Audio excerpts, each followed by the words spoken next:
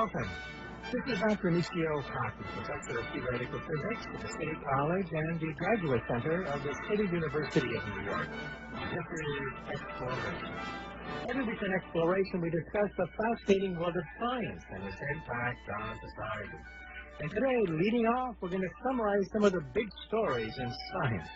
Well, if you've been following the headlines, you know that some of the biggest stories on the planet Earth now revolve around the environment and science. Leading off, we're going to talk about the South Pole. Did you know that a huge chunk of Antarctica broke off just a few days ago? A piece that weighs 1 trillion tons, that's trillion with a T, a piece of ice the size of Delaware broke off. And the question is, what does it mean for sea level? What does it mean for our mode of existence? And gradually, the stability of the South Pole is put into question. So we'll talk about that. How stable is the South Pole anyway, given the fact that if the entire South Pole were to melt, and of course that is absolutely the worst case scenario, sea levels would rise about 200 feet. Think about that. And then we'll say a few things about the 6th extinction cycle.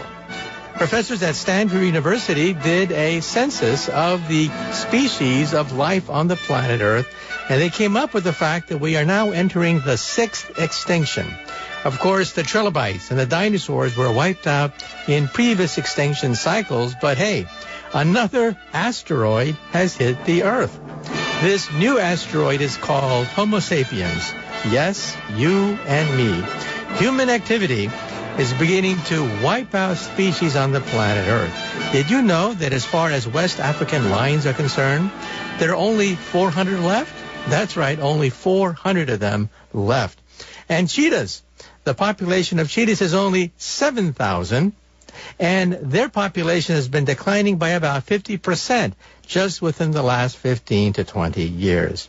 In the future, perhaps the only way you will be able to see a lion is in a zoo. And of course, the food chain is being affected by this mass extinction cycle. Who's at the top of the food chain? We are.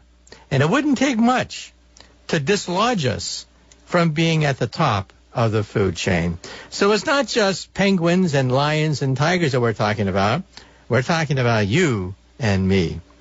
And speaking about health, the Food and Drug Administration is about to give approval for a new form of cancer therapy. It turns out that gene therapy is now possible as a cure for certain forms of cancer, like one form of leukemia.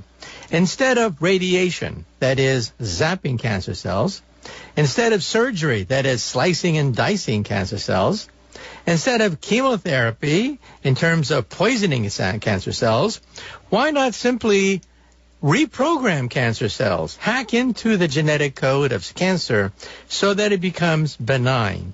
And that's the promise that's being offered. However, there are side effects to this, and we'll talk about that as well. Well, let's just jump right into some of the big stories in science and politics.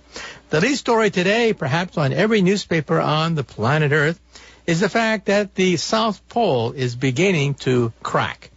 A huge piece of the South Pole, the size of the state of Delaware, just broke off a few days ago. It is so big that it will actually endanger sea lanes and shipping lanes. And the question is, well, what does it mean? What caused it? And what does it mean for us? First of all, it is a tremendously large chunk of ice, 1 trillion tons of ice. It is 2,500 square miles in area, a little bit bigger than the state of Delaware. And the question is, what caused it? Well, first of all, the Larsen Ice Shelf C broke off, but previously Larsen Ice Shelf A and Larsen Ice Shelf B also broke off. Why? We think because of global warming. In the case of Larsen A and B, we see the fingerprint of global warming. With Larsen C, however, it's not quite so clear. There's still some debate among climatologists as to exactly how much climate change is responsible for the instability of Larsen C. However, we have to take a look at the big picture. And the big picture now is that the stability of the South Pole, which was once thought to be a given, that it would be stable for centuries, is now being called into question. Something that I didn't think would happen in my lifetime, or the lifetime of many climatologists, is happening now. For example, if West Antarctica were to break up and melt, of course we don't expect that to happen anytime soon, but if West Antarctica were to melt, sea levels around the planet Earth would rise about 10 feet. Now, if the entire South Pole were to melt, and we don't expect that to happen anytime soon, sea levels would rise about 200 feet. And just remember that for every vertical foot that the sea level rises, you lose about 100 times that horizontally in terms of beachfront properties. So as sea levels begin to rise, you can realize that we're going to be losing a tremendous amount of beachfront property. Not only that, but realize that 50% of the population of the United States lives in the proximity of the coasts. And so we're talking about a major destabilization taking place if this cracking of the South Pole accelerates and causes sea level rise. Now, let's be clear about this.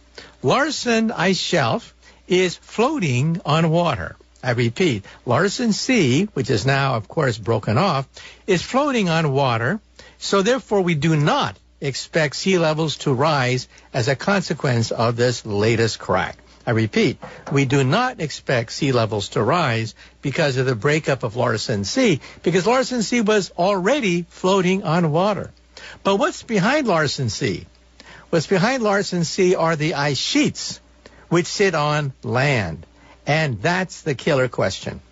In other words, Larsen Sea is a buffer that prevents ice sheets from behind sliding into the oceans. And that would definitely raise sea levels.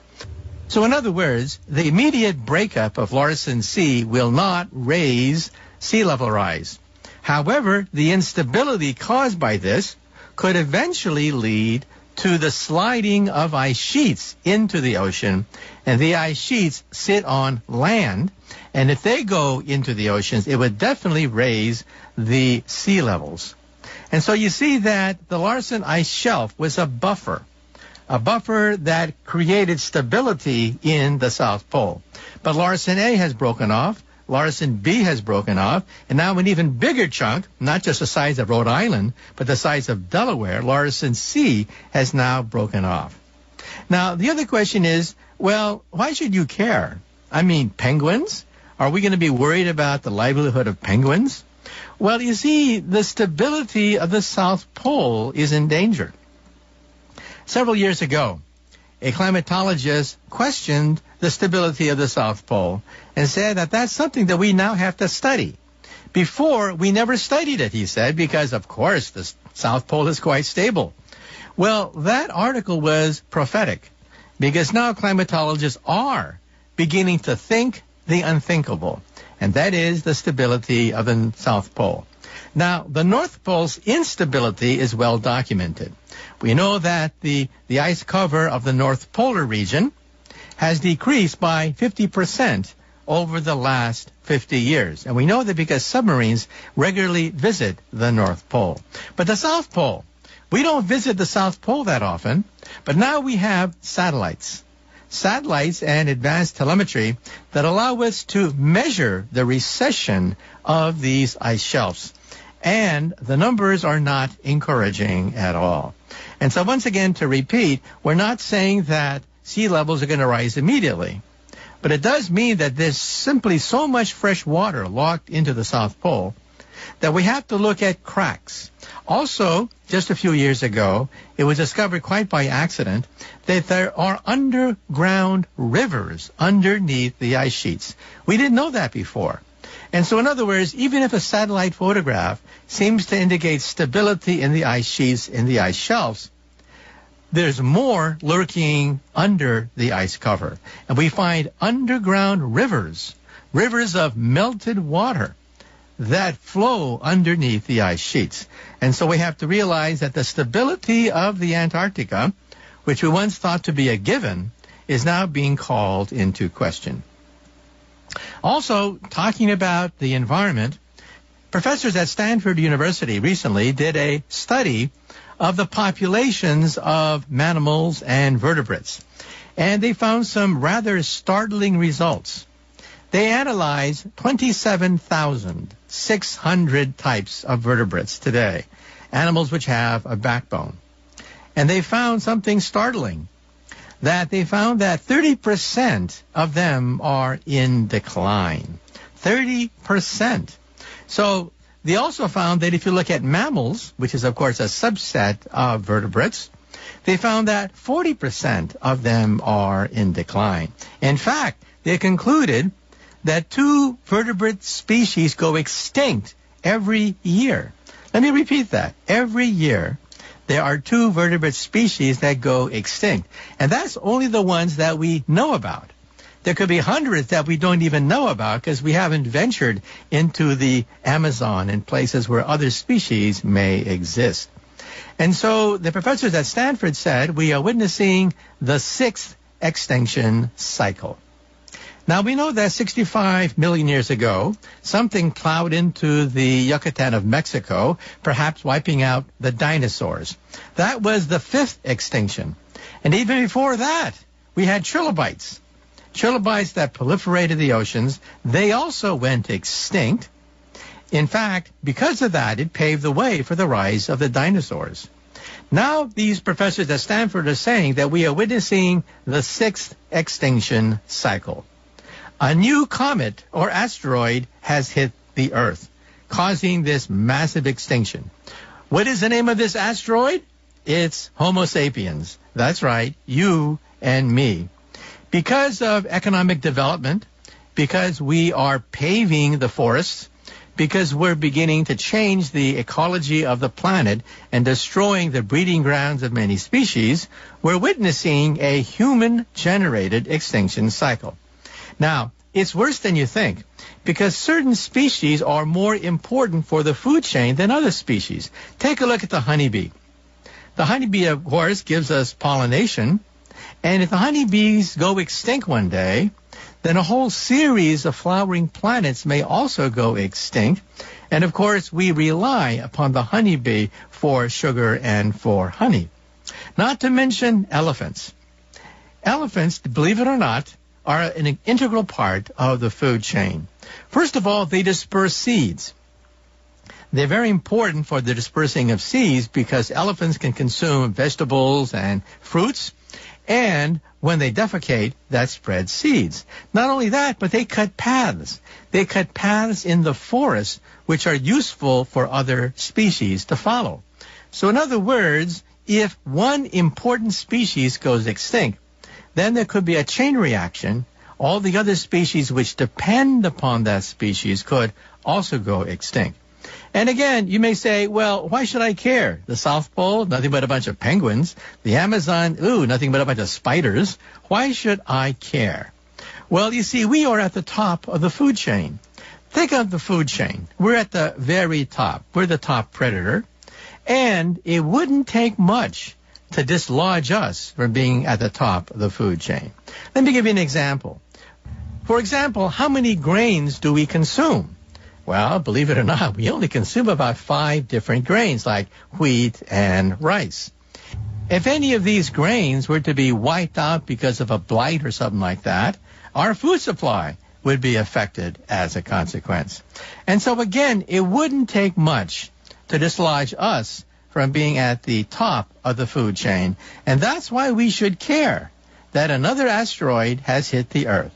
It's called asteroid Homo sapiens, and it is driving the 6th extinction cycle.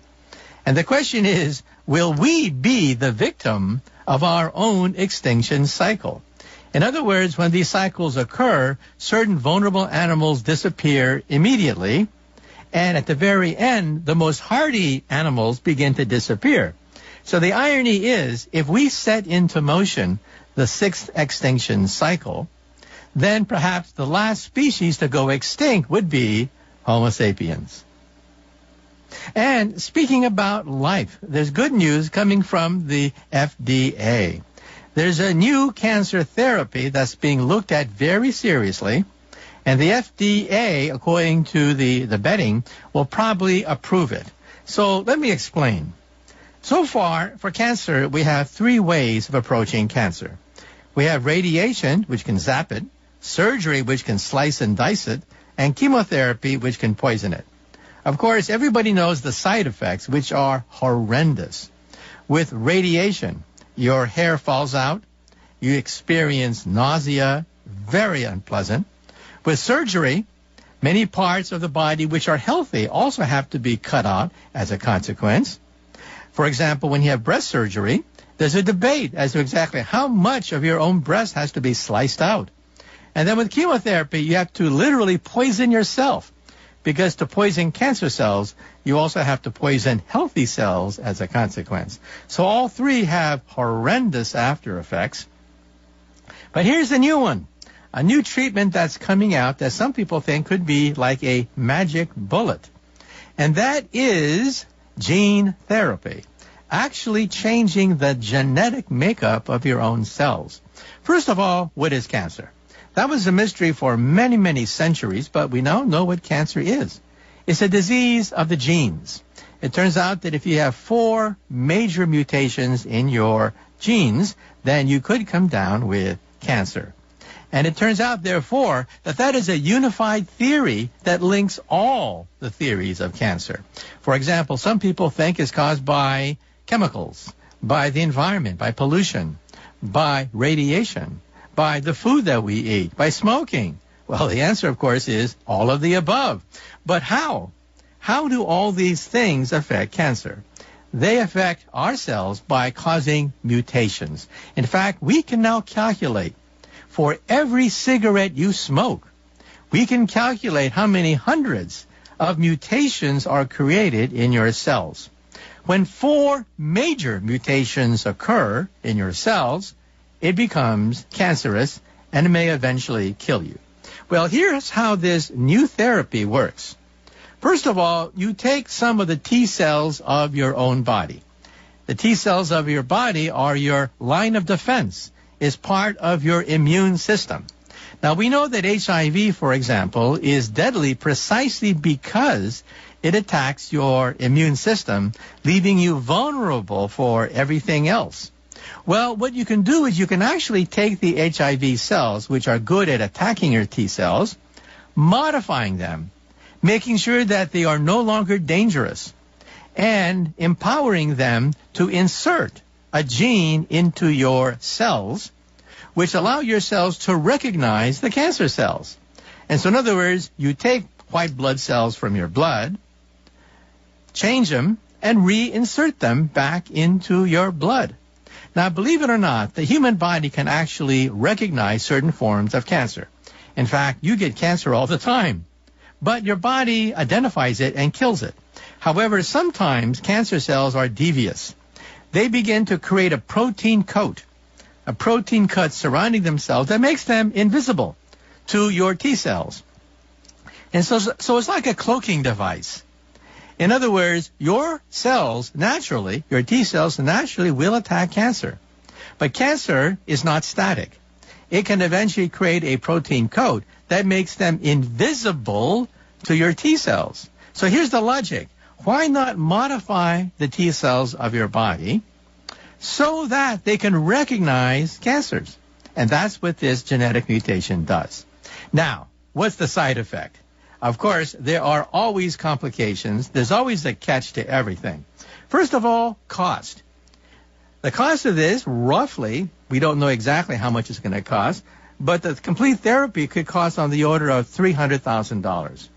But don't faint immediately, because, of course, prices will eventually go down.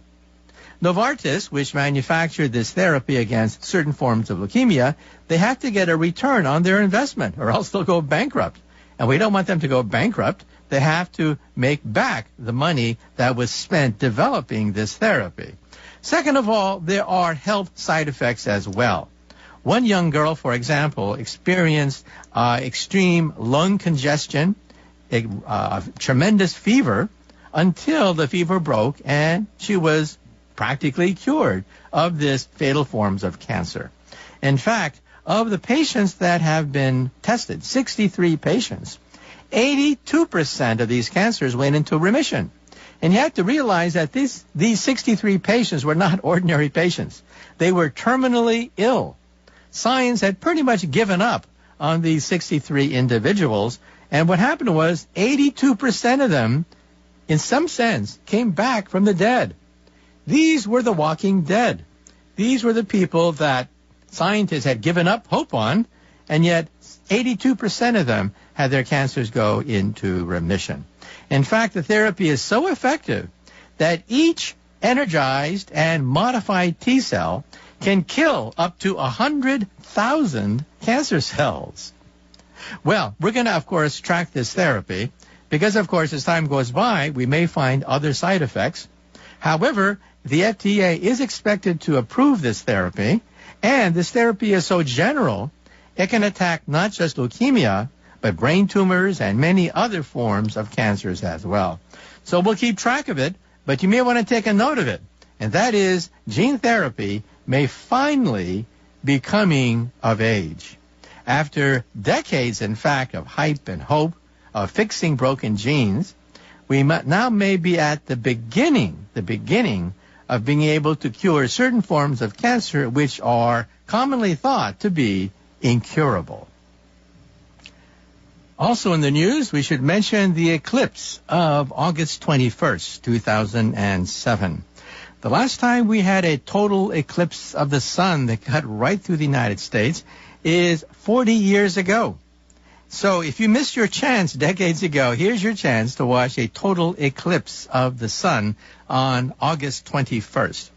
As I mentioned, it'll cut right through the U.S. of A. We should also mention that even if you are not in the direct path of the shadow of the moon, you will also be able to see a partial eclipse if you live in the U.S. of A. We should also point out that if you missed this one, there's another one coming too in 2024, a second chance to see a total eclipse of the sun. First of all, what's the difference between a lunar eclipse and a solar eclipse? A lunar eclipse takes place when the moon goes into the shadow of the Earth. This happens rather frequently, once every few months in fact. The moon turns blood red, quite a dramatic sight. The moon turns red in the night sky when the moon moves into the shadow of the planet Earth. However, a solar eclipse is much rarer. And a solar eclipse happens when the Earth goes into the shadow of the moon. So in other words, the moon is between the sun and the Earth. Now, by an astronomical coincidence, it turns out that it's a coincidence that the moon just blocks out the sunlight from the sun. So it is perfect. We see the sun in all its glory without the disk itself when the sun is eclipsed by the moon. And also we have to say a few things about safety. There's a legend, which is probably incorrect, but there's a legend that Galileo looked at the sun directly during an eclipse or during one of his observations and burned the retina of his eye. And we do know that in his 70s he actually did go blind in one eye. However, most historians believe it was a cataract and not caused by looking at the sun. But a word to the wise, even with sunglasses, even with a darkened film, it's not enough to wipe out the excess sunlight. You could still have an injury to the eye if you look at the sun via sunglasses or with a darkened piece of film. The best way to look at the sun during a solar eclipse is not with a telescope or binoculars. That's perhaps the worst way, but using a pinhole camera. That is, you take two sheets of paper. On the first sheet of paper, you get a pinhole, and then you look at the image cast by the pinhole on the second sheet of paper, and you can very clearly see the outline of the sun during the solar eclipse. Or you can use a colander. A colander, of course, has many holes in it, and so with a colander you can actually see many images of the eclipsed sun. Another way to do it, if you want to use glasses of some sort, is to go to your public library. Many public libraries for free are giving away eclipse sunglasses. These sunglasses, in fact, are dark enough so that you're not going to injure your eye. We should also point out that eclipses are important for scientific and also historical reasons. By looking at ancient manuscripts and ancient cuneiform documents, you can actually date when they were written. This is amazing. We can actually date these ancient documents because they record the position of the planets and the eclipse, allowing scientists to recreate the historical conditions.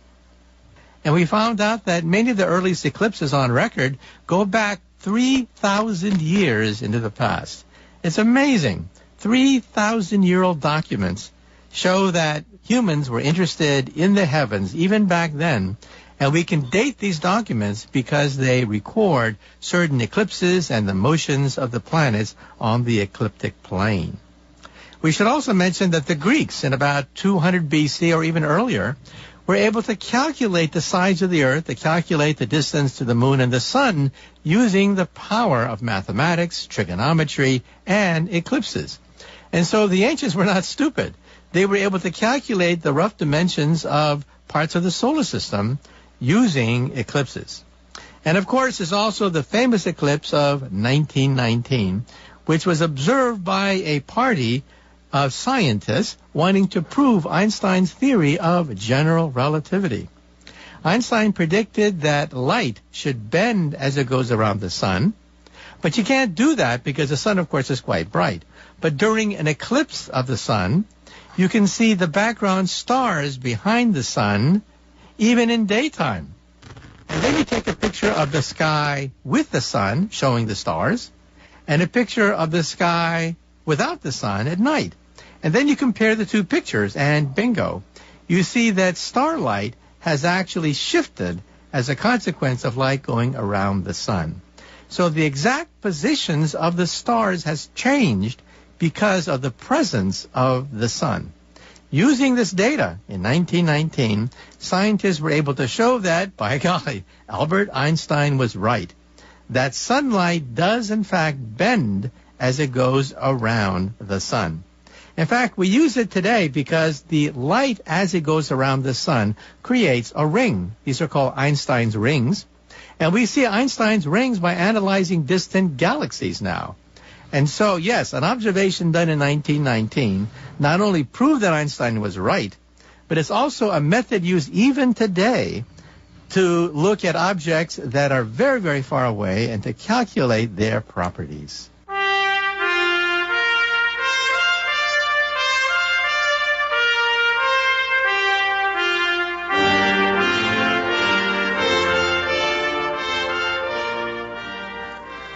And that concludes the first part of Exploration. Stay tuned for the second part when we rebroadcast a very important interview with Peter Ward, which is very germane to today's discussion because we're talking about the breakup of the South Pole. Our special guest today is Peter Ward, author of the book Flooded Earth. So what does it mean if one day the Antarctic becomes unstable? What does it mean if we have a flooded Earth and sea levels begin to rise, changing the ecology of the entire planet? What happens to humans? And so once again, our special guest today, it's a rerun of an interview we conducted before with Peter Ward, author of the book Flooded Earth.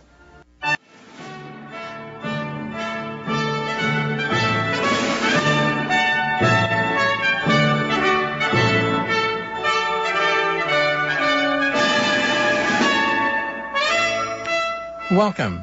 Once again, this is Dr. Michio Kaku, Professor of Theoretical Physics at the City College and the Graduate Center of the City University of New York. And this is the second half of Exploration. In the first half of Exploration, we summarized some of the big stories in science, including the breakup of the South Pole. That is, a chunk of Larsen Ice Shelf C, the size of the state of Delaware, weighing 1 trillion tons, has just broken off the South Pole. And what does it mean? What does it mean for the stability of the South Pole, which in turn controls a good chunk of the weather and contains a good chunk of the entire freshwater content of the planet Earth? As we mentioned, if West Antarctica were to one day completely melt, sea levels would rise about 10 feet. However, if the entire South Pole were to melt, sea levels would rise a staggering 200 feet. And so what does it mean if we have a flooded Earth? So we're going to rebroadcast a previous interview we conducted with Peter Ward, author of the book Flooded Earth, because of the fact that we're now witnessing perhaps the gradual breakup of parts of the South Pole. Realize that the temperature of the South Pole and the North Pole have been heating up faster than the rest of the Earth. And of course, this is due to global warming. Already, Larsen Ice Shelf A broke off. Larsen Ice Shelf B broke off. Both of them linked to global warming. There's still some debate among climatologists as to how much human activity contributed to the breakup of Larsen Ice Shelf C. But the point is that the Larsen Ice Shelf C was a buffer that prevented the ice sheets from sliding into the oceans, and that would definitely raise sea levels on the planet Earth. And so with us once again is a rebroadcast of a previous interview with Peter Ward, author of the book Flooded Earth.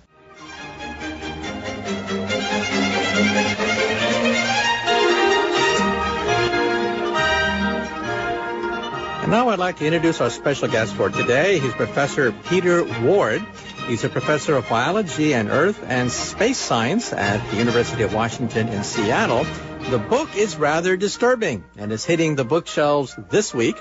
The book is called The Flooded Earth, Our Future in a World Without Ice Caps. Now, on exploration, of course, we've had programs about global warming.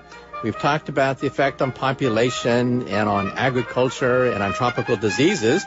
But here's a book that talks specifically about how our cities, some of our major cities, will go underwater or may have to be abandoned because of global warming.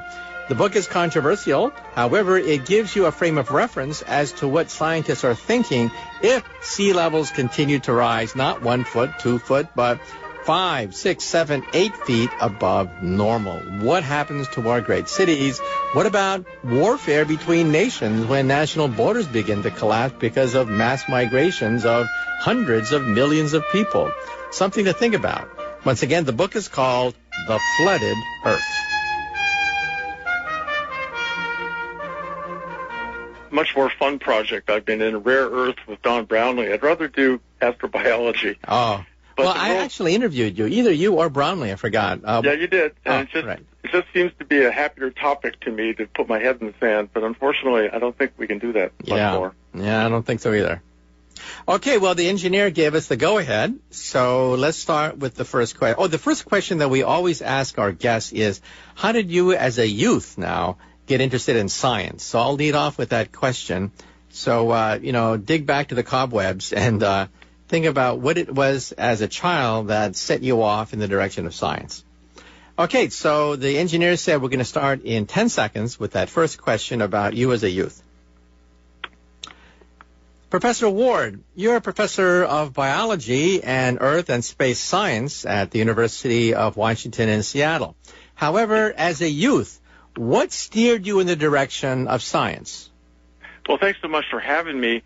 And I think scientists know from an early age that they're going to be scientists, so it was indeed youth. What got me going were dinosaurs. My mother and father were from New York. I grew up in Seattle. We didn't have a single dinosaur skeleton, and so I was given this guilt treatment that I had to be in Seattle, and it's my fault or something that there were no dinosaur skeletons. But that got me going. Okay, and that set you off. And how did you get interested in astronomy and earth and space science? Well, I certainly started in paleontology, so I was looking at my feet all the time down at the ground. But it became evident, I think, in the first part of this century, or really the end of the 20th century, that there was a great deal to learn about life in space and especially how other Earth could be constructed from what we knew in our own Earth history. And so deep Earth history can inform us about astrobiology, and in the book I've just done now, it is Deep Earth History, which can inform us about what climate change is capable of. Okay, well, the book is called The Flooded Earth, Our Future in a World Without Ice Caps. So let's start with the ice caps. The North Polar region over the past 50 years, since submarines have visited the North Pole, seems to have decreased by 50% just in the last 50 years. So what is your projection of the North Pole and also Greenland going into the future? Well, the great dream of the Europeans coming to North America was for the Northwest Passage. I mean, this was a driving impulse to try to find a quick trade route to China. We're going to have that. But what I really didn't understand thoroughly enough was the difference between an ice cap and an ice sheet. All of the North Polar ice cap can melt away, and it will have no effect, essentially, on sea level. It is the ice on land, the ice sheets, which are the biggest of which, of course, are Greenland and in Antarctica. Anything that melts on those goes directly into the ocean and raises the level of it. And the biggest, scariest scenario is equivalent to what we call an ice sheet collapse. So imagine you have a cup of really warm water and then dump in about 10 or 15 ice cubes, and up goes the level of that water really fast. Well, that is the scenario for a ice sheet collapse in Antarctica. Okay, well, we've heard about what's happening in the North Polar region, but in the South Pole, we have huge chunks of ice breaking off. But what does that mean, given the fact that most of the South Pole seems stable, at least temporarily? You know, I've come back from 2 separate trips to Antarctica over the last 2 years, and we're looking at deep time events of the climate down there, but you can't help but notice what's going on all around you. It was melting like crazy. When you have both kinds of ice down there, you've got floating ice, which, again, if that melts, doesn't matter. But you've also got all this ice on land. When it melts, the water goes down to the ice rock contact, of course, and that acts as a lubricant. So when you have really anomalous warming, stuff that is on the edge of this can calve off into the ocean. That causes great global change in terms of sea level rise. Okay, and talking about sea level rise, doesn't the heating of the Earth itself cause expansion of warm water, which causes the sea level to rise? Just the sheer fact that the Earth is warming up. It sure does. And matter of fact, if we stopped all emissions right now, we just went completely emission neutral, the ocean is still going to rise in its level because of thermal expansion.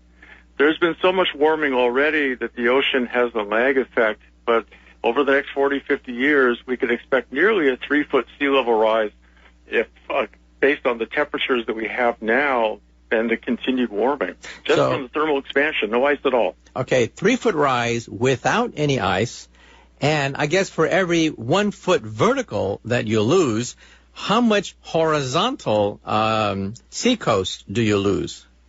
Well, the seacoast itself is affected more strongly by storm surge. And you can think of storm surge as equivalent to going off a diving board. You jump off a diving board at a given height, but if you bounce a couple of times, you go way higher.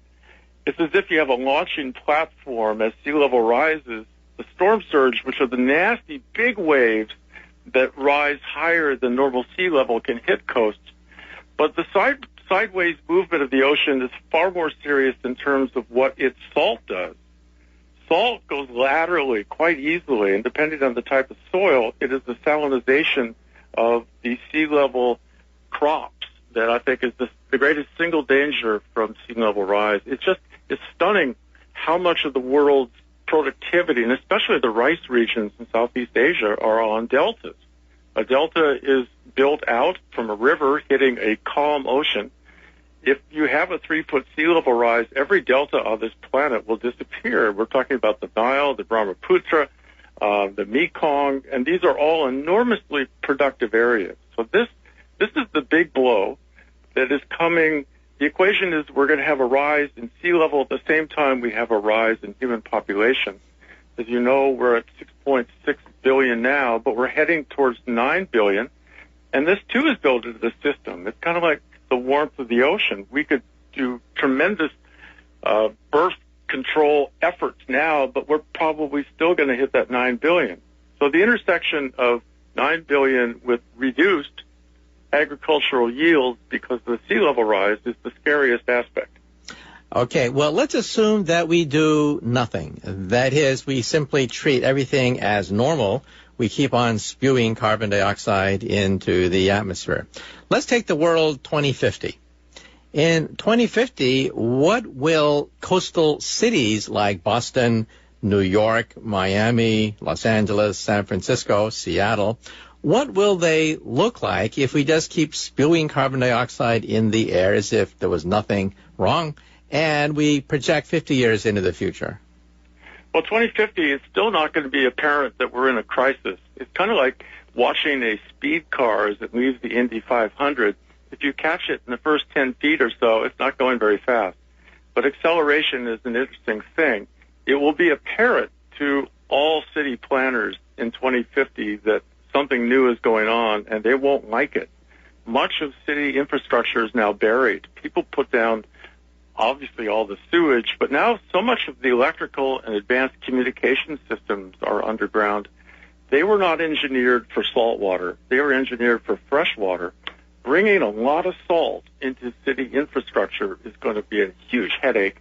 It's also going to be a headache for trying to keep freshwater reservoirs going and freshwater aquifers. So 2050 is the time when the alarm bells are going to be ringing. The populace isn't going to see much. It might only be a foot rise by then, but certainly there will be urban red lights going off like crazy.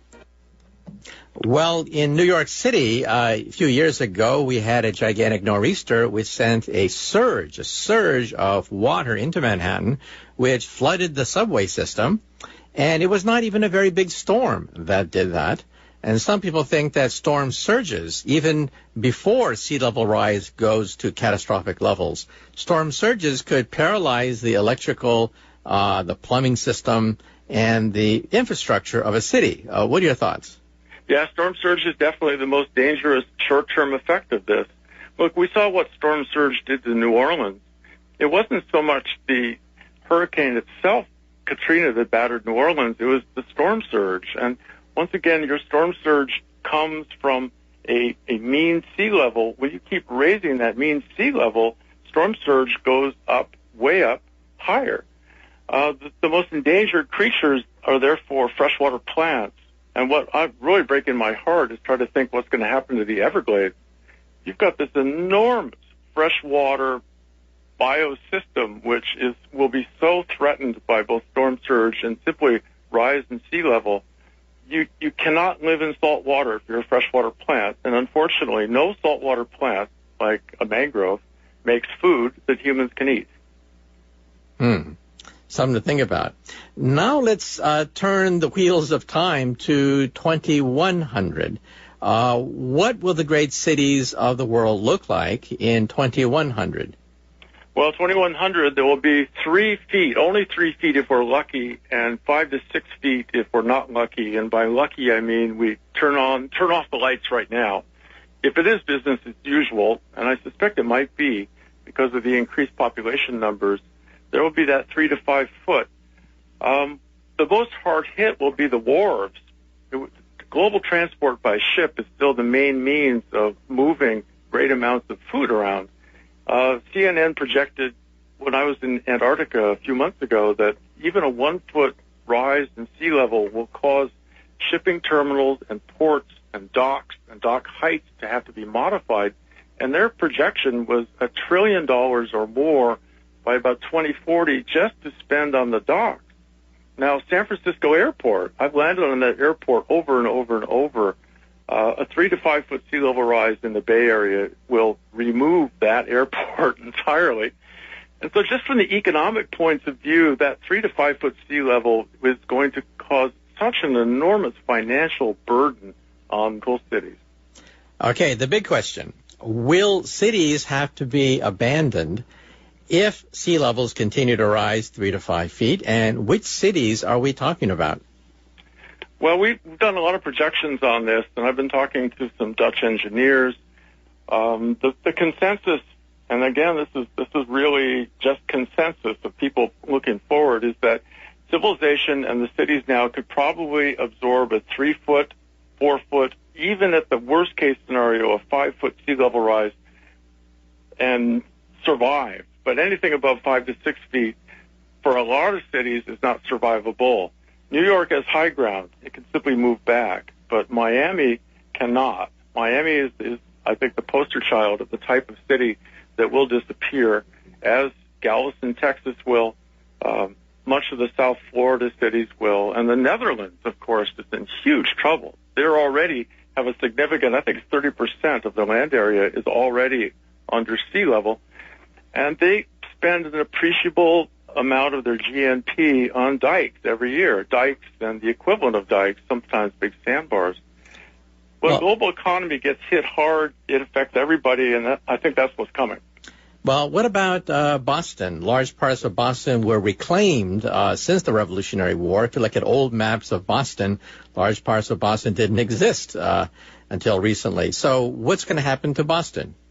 Yeah, all reclaimed parts of cities are going to go away. The same with my city of Seattle. Our entire bay, Elliott Bay it's called, there's an island. Our major shipping port is an island built up from reclaimed sediment, just as Boston is. And once again, the 3-foot sea level rise allows storm surge, the big storms, to come whipping in and remove a lot of that sediment. You're not going to be able to hold that together. So any city with reclaimed sediment construction, and lots of the airports in Asia, and especially in Japan, they've been building airports out on the water. China's just done it too. All those things will have to be rebuilt somewhere else. And what about San Francisco, Los Angeles, and especially what's going to happen to New Orleans, where large parts of the city are actually under sea level?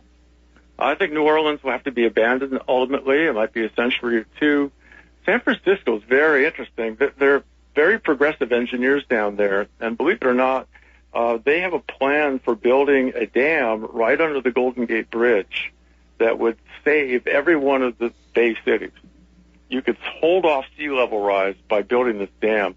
Otherwise, it's going to be a whole series of smaller dikes and systems and try to save what you can and lose what otherwise. Los Angeles is in an interesting position, too, because the city itself has obviously a lot of high ground, but there are very low-lying areas in Los Angeles that, again, will be inundated to the point that some huge storm comes, salt water is pushed way inland through storm surge, killing off the plants that are there. And then what do you do when you're living in a house that is flooded out by not fresh water, salt water? A saltwater flooding event is way worse than a freshwater flooding event. And what about London, where we have gigantic underwater devices to help control the water of the Thames River? Are we all going to be like that? Are we all going to be like the little Dutch boy putting our finger in gigantic dikes that we're going to build around our cities? What are we going to do about this? Well, the British have thought a lot about sea level rise, too, and they are planning on contingencies for up to 5 feet. And you just really hit it. They're thinking about what sort of engineering do we have to do to save our cities. Historic cities, such as London and any of the cities in the Mediterranean, will do everything and anything to try to keep their shorelines as they are now. But it really all depends on where we can stop this. Look, if we melt every single glacier on the planet, we have a sea level rise of over 200 feet. That was the case less than 17,000 years ago. We know from the deep past that when carbon dioxide has been 1,000 parts per million, there is no ice sheet. And we're at 380, 390 and climbing. It's just, that to me is the spookiest aspect of it all. Okay, and what's going to happen to growing areas of the world? Like California has the San Joaquin Valley. Other places have gigantic growing areas. What happens when salt water begins to intrude upon these growing areas? Agriculture becomes very dicey. Obviously, the San Joaquin Valley is enormously threatened. 20 years ago, it was already recognized that there's salt creeping in. Once again, if sea level goes up a little, salt goes sideways a whole lot. And if any sort of salt within your soil reduces productivity and ends to the point that you can no longer grow crop plants. So this San Joaquin Valley itself is endangered. The northern Sacramento Valley is in trouble. And as I mentioned earlier, every delta on the planet and all that rice from Southeast Asia, those are the targeted places that we should worry about most agriculturally. Okay, and let's be very specific. I live in Manhattan. Manhattan is a little bit above sea level. The place where I am is about, 15, 20 feet above sea level. However, certain parts of Manhattan are very close to sea level. Wall Street, for example. So what is Manhattan going to look like, and are we going to have to use a system of dikes to prevent the flooding of Manhattan? Yeah, there will have to be some sort of mitigation going on in Manhattan, if not for the sea level rise itself, certainly for the storm surge. Again, a small level storm surge is the takeoff point for, a small level sea level rise is the takeoff point for storm surge. And in my book, I actually did some elevation counts for various areas and various streets in New York, and not off the top of my head. I actually projected winners and losers in New York City and its boroughs. Okay, and let's talk about Venice. Engineers have seriously looked at the problem of Venice. San Marco Plaza, the famous plaza, is actually underwater for parts of the year. So what have we learned by trying to do these gigantic engineering projects like for Venice? Well, Venice is really interesting because they're putting out into the bay that Venice faces what is sort of a non-traditional dike in a way. It's not like a single wall that the little Dutch boy can put his finger in. But what is interesting and sort of alarming for Venice is also in Holland. It's not just the sea level rise, but it's the fact that the rivers behind yourself. These big cities were often built upon rivers. And because we've got global warming, it's not snowing in many of the mountains. In the Alps and in the Sierra, for instance, snow level is higher. And so instead of snowing in the winter, it rains. And these rivers rise at times they never used to rise before. So Venice is fighting a two-front war, as is many of the Dutch cities. You have to worry about the river that runs through you as much as the sea coming at you. And as any of the military geniuses said, two-front wars are often hard to win. So Venice may have to be abandoned at some point, you figure? I would suspect, yes. Okay, and your book goes beyond 2100, goes to 2300 and beyond. So what is the coastline of the world going to look like now beyond 2100? If I have a map of the world, what will school children see? The North Pole gone? The coastline changing? What will the Earth look like beyond 2100? Well, it really boils down to some simple geology. Continents, as we know, move around. In the direction that they move, like North America's west coast, there are high mountains generally. But trailing edges, we call them passive edges, don't have mountains, or they have mountains that eroded away, as our east coast does. So you've got the enormous Gulf Plain, you've got the enormous East Coast Plain in front of the Appalachians.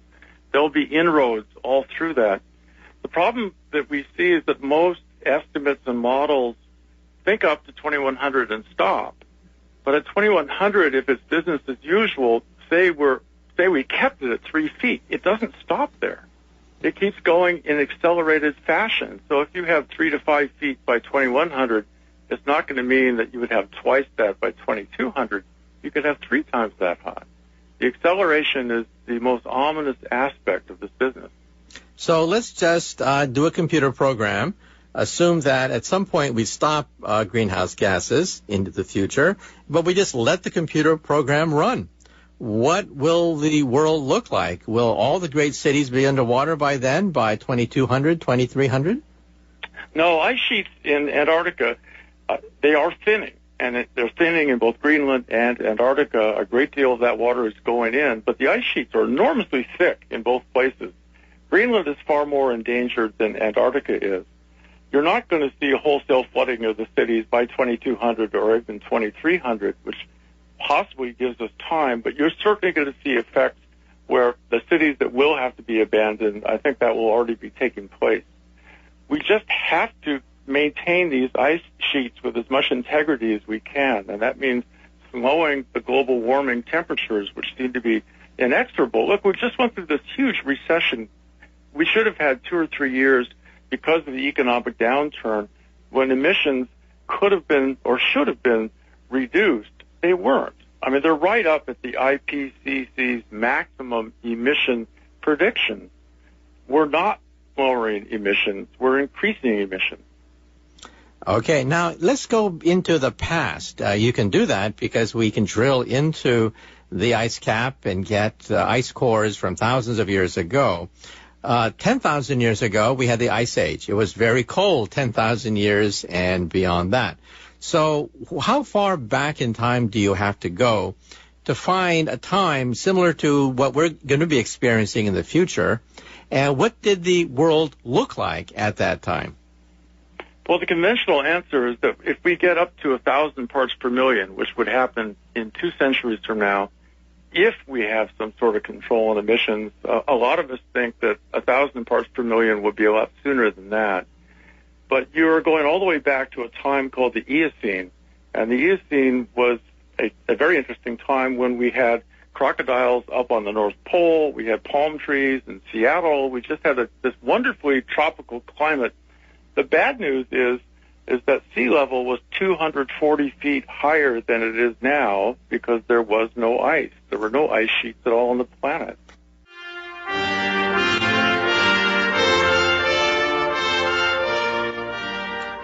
Well, I'm afraid that's it for Exploration. Once again, our special guest today was Professor Peter Ward. The book is Flooded Earth. And you are listening to Exploration with Professor Michio Kaku. So once again, stay tuned every week to Exploration when we discuss the impact of science on society. Good day.